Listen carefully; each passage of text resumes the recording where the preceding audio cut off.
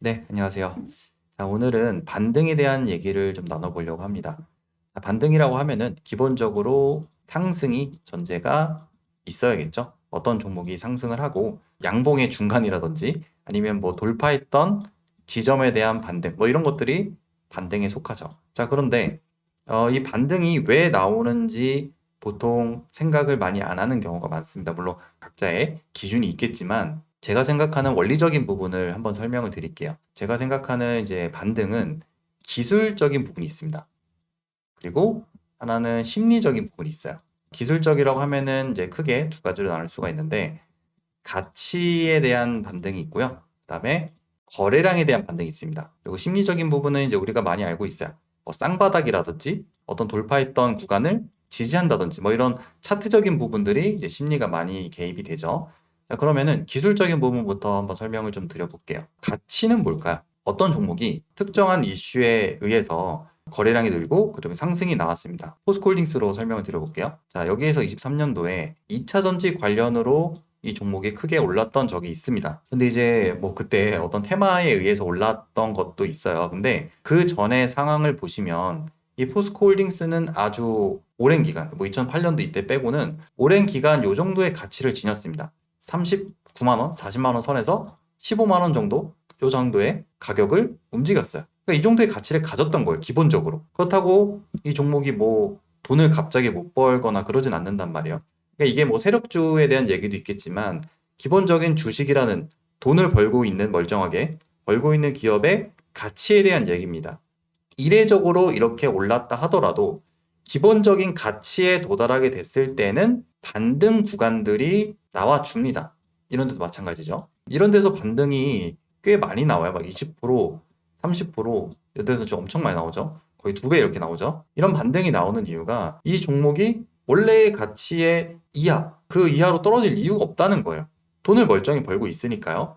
삼성전자도 볼까요? 이때 이례적인 매출을 내면서 쭉 상승을 만들었고 물론 이제 코로나 이후에 이렇게 상승을 크게 했던 적이 있어요. 근데 아무리 그래도 뭐 최근에도 뭐 무슨 이슈가 있어서 이렇게 쭉 빠졌었는데 아무리 뭐 여러 가지 이슈가 있더라도 이 기업은 돈을 멀쩡히 벌고 있습니다. 그러니까 5만 원에서 한 5만 5천 원부터 한 뭐 4만 원, 뭐 극단적으로 4만 원 초반인데 한 5만 원 초반, 4만 원 후반 이 정도의 가치는 기본적으로 지니고 있단 말이에요. 그러니까 이 안으로 들어오면은 이 기업은 싸다는 게 맞습니다. 그러니까 이런 데서 반등들이 나오고 뭐 지금 이제 이슈가 있기 때문에 크게 올랐는데 그런 흐름들을 만들어내는 거예요. 이게 뭐 돌파했으니까 지지를 받는다. 이제 그렇게 접근하기보다는 실질적으로 주식이라는 거에 대해서 원론적으로 접근해 본다면 어떠한 가치, 원래의 그 주식의 가치에 도달했을 때는 그 이하의 가격을 잘 주지가 않습니다. 멀쩡한 기업일 땐 그래요. 그 다음은 거래량에 대한 부분이에요.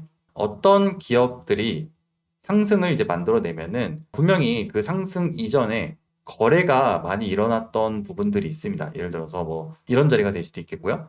또는 이런 자리가 될 수도 있겠죠. 이런 자리에서는 조금의 반등이라도 나올 수도 있고 기술적으로 꽤 큰 반등도 이렇게 나올 수가 있어요. 이게 거의 한 30% 되거든요. 여기도 이렇게 이런 자리들이 나와요. 이때 이제 겪어보셔서 아시겠지만 시장이 꽤 밀렸습니다. 예, 이런 데서는 붕 떠 있어요. 이런 데서 붕 떠 있고 이렇게 막 내려요. 자, 그런데 이런 하락들이 예전에 거래가 많이 일어났던 부분에 대해서는 반등이 나오는 경우가 많습니다. 이게 뭐 카카오만 그런 게 아니라요. 미장도 똑같고요. 비트코인도 똑같아요, 심지어. 그런 데서는 사람들의 평단가가 많이 개입이 되어 있기 때문에 심리적인 부분도 물론 있겠지만 거래가 많이 일어났던 부분들에 대해서는 기술적으로 반등이 일어나는 경우가 굉장히 많습니다.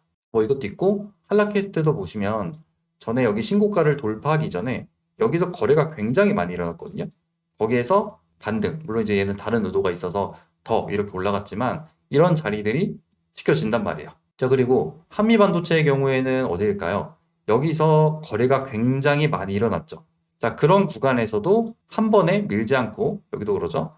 반등이 이렇게 잘 발생하는 모습을 보입니다. 자, 여기도 마찬가지죠. 여기도 거래가 많이 터졌기 때문에 이런 데서 반등들이 나오게 되는 거야. 이게 기술적으로 저런 자리니까 뭐 삐죽 솟았던 그런 자리니까 나오는 게 아니라 한번 우량한 종목들, 잡주 이런 거 말고요. 기아, 현대, 아니면 뭐 SK 하이닉스 비트코인, 이더리움 다 한번 보세요. 어떤 상승이 나오고 거래가 많이 터졌던 구간까지 내려오면은 물론 일시적으로 조금 이탈은 나올 수 있어요.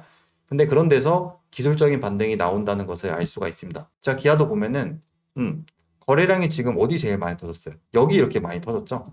이 고점 구간. 이런 구간에서 지금 보시면 상승이 나오고 여기서 반등이 나오잖아요. 이렇게 거래가 많이 터졌던 부분들이 이렇게 의미가 되는 경우가 많습니다. 이런 게 기술적인 반등이에요. 자, 그러면은 심리적인 반등은 무엇일까요? 대표적으로 1승을 한번 볼까요?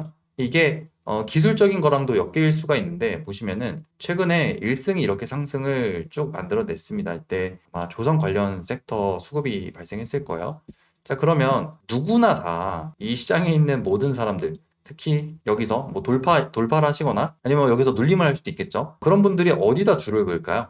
다 여기다 그어요. 왜? 신고가니까요. 여기다 줄 안 긋는 사람이 어디 있겠어요? 그런 데서 심리적인 반등이 나오는 거예요. 자, 그런데 여기에 하나의 문제가 있습니다. 어떤 거는 그런 데서 반등이 안 나오고 그냥 미는 것도 있던데요? 맞아요. 여기도 보시면 여기서 여기 나오다가 조금 나오긴 했지만 그냥 밀잖아요. 그러니까 이런 부분들이 사실 여기다 또 에코프로 많이 그었을 거 아니에요? 이런 부분들이 누군가가 멈춰줘야만 멈추는 자리예요. 물론 여기도 아까 설명드렸듯이 거래가 많이 일어난 부분이기도 하고 심리적인 부분도 같이 작용을 해요. 근데 왜 아까 1승은 반등이 크게 나왔고 얘는 왜 반등이 안 나오냐는 거예요. 자, 그리고 여기를 보시면은 이런 자리가 예전에 또 지지를 많이 받았던 자리잖아요. 여기선 또 반등이 나와. 여기선 또 반등이 나오고. 그러니까 반등이라는 거는 결국에 확률적인 접근도 안 되는 거예요. 한번 해보시면 아시겠지만 5대5 확률도 안 될 겁니다. 어떨 땐 되고 어떨 땐 안 되고. 그러니까 심리적인 반등이라는 건 사실상 우리가 다 알고 있는 부분이잖아요. 제가 뭘 말씀드리고 싶냐면 우리가 다 알고 있는 경우는 특히 이제 세력주에서 이게 강합니다. 세력들이 이거를 이용하는 경우가 많습니다. 저한테 이제 배우신 분들은 무슨 말인지 이해를 하실 텐데 주가가 하락을 하면요. 어떤 일이 벌어져요? 사람들이 이제 고점에 섰던 사람들이 손절을 하겠죠. 네, 손절을 해요. 그러면 그 반대의 경우 이거는 개인이고 세력의 경우는 어떻게 되겠어요? 매집이 되겠죠. 사람들이 손절을 하는 거는 세력들은 매집을 하는 거예요. 자, 그러면 제가 세력들이 하는 행위에 대해서 여러 설명을 드린 적이 있는데 하락을 멈추는 것도 세력이에요. 뭐 카카오나 뭐 그런 것들은 실제로 기업적인 가치가 있기 때문에 그런 데서 매수세가 몰리는 것이 맞아요. 근데 세력주는 보통 반드시 세력이 멈춰줘야만 그 종목이 멈춥니다. 안 그러면은 당연히 매도세가 이렇게 내려오면은 매도세가 더 많겠죠. 그럼 당연히 지지선 같은 게 의미가 없는 거예요. 이런 데도 마찬가지예요. 이때. 자, 그러면 결론적으로 제가 드리고 싶은 말이 뭐냐? 그거를 이용한다는 거예요. 예를 들어서 유진 로봇을 볼까요? 자, 예전에 여기에서 유진 로봇이 크게 돌파를 갔던 적이 있습니다. 그러면 사람들은 어디다 줄을 그을까? 돌파했던 여기다 줄을 긋겠죠. 이렇게 떨어져요. 떨어지다가 여기서 반등이 나오는 것 같아. 그럼 이때 어떤 일들이 벌어질까요? 사람들이 지지라고 생각해서 매수 대기를 많이 해요. 물론 매수하는 사람도 있고 매수 대기를 합니다. 조정 다음에 또 이렇게 간다고 생각을 해요. 그 다음에 만약에 이 구간에서 세력들이 일부 물량을 샀다 해봅시다. 왜냐면 사람들이 물량을 던지고 있을 테니까. 그런 구간에서 만약에 반등을 만들어내면 어떻게 되겠어요? 여기에서 사람들이 또 매수를 한단 말이에요. 자, 여기에서 윗꼬리가 나왔습니다. 거의 1,000억이 더 졌어. 이게 별거 아닌 것 같은데 이게 거래량이 1,000억이에요. 그러면 던지고 있다가 고의적으로 이 구간을 잡아주고 올리면은 이 윗꼬리에 얼마나 많은 사람들이 매수를 들어올까요? 그죠? 여기서 매수가 많이 들어오겠죠? 자, 그리고 아까 1승도 보시면은 여기에서 이 친구가 딱 멈췄어요. 그리고 양봉을 만들어냈죠? 내려오는 구간에서 세력이 매집을 했다고 해봐요. 여기서 올려주면 어떻게 되겠어요? 사람들이 또 매수하겠죠. 이렇게 갈 거라고 생각을 해서 그래서 이런 양봉에 또 매수를 해요. 그래서 또 이렇게 돌파 가면은 매수합니다. 그리고 저항대까지 올라가니까 다 팔고 그냥 끝나는 거예요. 그러니까 여기서 한번 팔아먹고 또 내려오면서 한번 튕겨주면 여기도 또 산단 말이에요, 사람들이. 그러니까 사실상 우리가 알고 있는 심리적인 반등이 예를 들어서 뭐 방금처럼 돌파했던 구간에 대한 반등, 어떤 쌍바닥에 대한 반등 그런 것들이 여기는 왜 쌍바닥이 안 돼요? 어떤 건 되고 어떤 거 안 돼. 50대 50이면은 사실상 도박을 하는 것과 다를 바가 없잖아요. 투자라는 거는 확률적인 부분에서 분명히 우위에 있어야 되는데 50대 50이면 사실 뭐 동전 홀짝 게임 하는 거랑 다를 바가 없잖아요. 어떤 데는 되고 왜 어떤 데는 안 되냐. 그런 부분을 생각해 봤을 때 지지라는 거 그리고 반등, 심리적인 반등 이거는 세력들이 이거를 이용하기가 굉장히 용이합니다. 그래서 몇 개 또 보면은 예전에 현대사료 같은 거 보세요. 이런 것도 보시면 이런 데서 요즘 요게 지지선이잖아요. 반등 이렇게 한번 내려오다가 이렇게 한번 딱 만들어 주잖아요. 이 별거 아닌 것 같은데 이게 27%짜리예요. 여기에서 막 사요. 그러니까 막 이거를 다 매집하는 게 아니라 어디서 조금 해오고 있다가 여기서 한번 튕겨주면은 여기서 막 좋다고 삽니다. 여기도 살짝 깼다가 또 올려줘서 또 가면은 여기서 많이 사겠죠. 여기 거의 이거 상한가네요 또. 이런 데서 많이 산단 말이에요. 여기서 또 팔고 그리고 이제 이렇게 되는 거죠. 그러니까 우리가 생각하는 지지선에서에 대한 반등은 우리가 받는 게 아니에요. 이게 그냥 우연히 발생하는 게 아니라 이게 누군가가 잡아주지 않으면 안 잡힙니다. 특히 세력주는 더 그래요. 아까 설명드렸던 뭐 기아나 카카오 이런 거는 실제 그 가격에 가치가 있기 때문이고 우리가 보통 매매하는 세력주들은 이 심리적인 부분을 이용해서 많이 작업을 좀 펼치다 보니까 오히려 아마 해보시면 아실 거예요. 내가 생각했던 지지선에서 반등이 안 나온다. 어떤 건 반등이 나오고 어떤 건 왜 반등이 안 나오냐.